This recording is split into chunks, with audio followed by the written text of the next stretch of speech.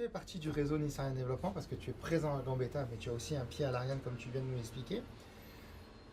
Tu as rencontré Émilie, elle t'a fait adhérer à Nissarian Développement, mais pourquoi est-ce que finalement tu as adhéré à Nissarian Développement? Quel est qu'est-ce qui t'a déclenché l'adhésion?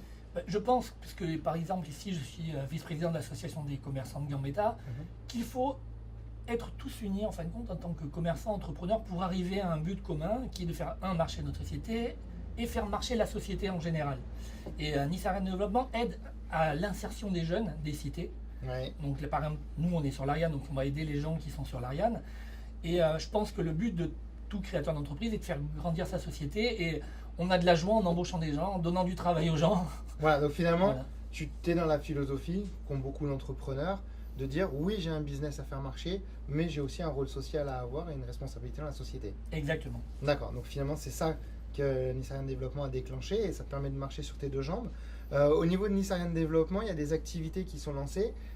Quelle activité, à ton avis, pourrait être mise en avant par Nissarian Développement pour essayer de rendre plus attractif le quartier de l'Ariane ou de le rendre plus dynamique, plus intéressant, plus attractif, qui perde un peu son image de quartier où on va dormir le soir et on va bosser dans la journée, on le déserte. Alors c'est vrai que l'Ariane, c'est pas, je pense pas, le quartier où la ville de Nice investit le plus pour faire vivre le quartier. La ville de Nice investit beaucoup dans le centre-ville et dans l'ouest de Nice. Mais si on regarde l'Ariane, je pense que la mairie a un peu oublié le quartier. Ouais, Donc il faut justement être unis, puisque si je vais voir tout seul moi la mairie pour leur dire il faut faire des choses à l'Ariane, ils vont pas beaucoup m'écouter. Par contre, si j'arrive, je dis je suis 100 entreprises, je suis 200 entreprises, je suis 300 entreprises, ils nous écouteront.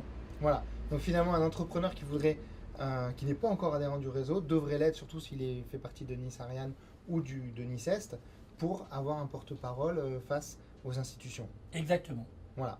Et c'est aussi un réseau, on ne va pas se cacher, où on discute entre nous, on se rencontre, on échange des idées, on s'échange des produits et ça permet d'aller aussi de l'avant dans le business et d'avoir une discussion qui nous permet peut-être de sortir de nouveaux produits. Exactement. Un entrepreneur, c'est plutôt quelqu'un de solitaire, on va dire, puisqu'il crée sa société, même si après il embauche des gens.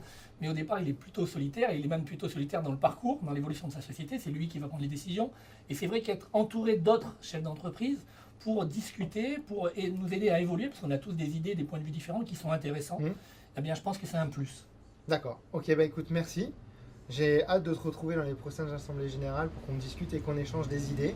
En attendant, je te souhaite une bonne continuation et à bientôt. Merci, à bientôt. Au revoir. Au revoir.